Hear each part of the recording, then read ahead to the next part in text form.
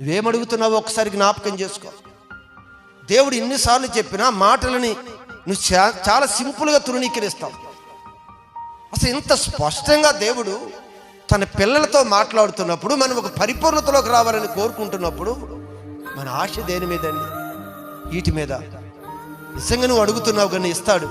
ఇచ్చినప్పుడు దానిలో నువ్వు ఆనందిస్తూ ఉంటావే, అబ్బా దేవుడు అది ఇచ్చాడు ఇది ఇచ్చాడు అని దానిలోనే మైకం అదొక మొత్తులోకి వెళ్ళిపోతావే, దేవుడు అసహించుకుంటున్నాడు. గుర్తుపెట్టుకో. పర సంబంధమైన వాటి మనసు లేక, ఆత్మ సంబంధమైన విషయాలు చెప్పడం రుచించక, నీ మనసు అంతా కూడా దీని మీద భూ సంబంధంగా నీ మనసు పరిగెత్తుతూ ఉంటే దేవుడు అసహించుకుంటాడు. నీకు అర్థం కాకపోవచ్చు. ఈరోజు ఇలా చేసుకుంటూ వెళ్ళిపోతాడు, నీకేం కనిపించలేదు. కానీ వాక్యం వింటూ ఉండగా వాక్యపు వెలుగులో నీకు కనిపించాలి. ఈరోజు మనం చేస్తే పరిస్థితి దేవుడు అసహించుకుంటున్నాడు.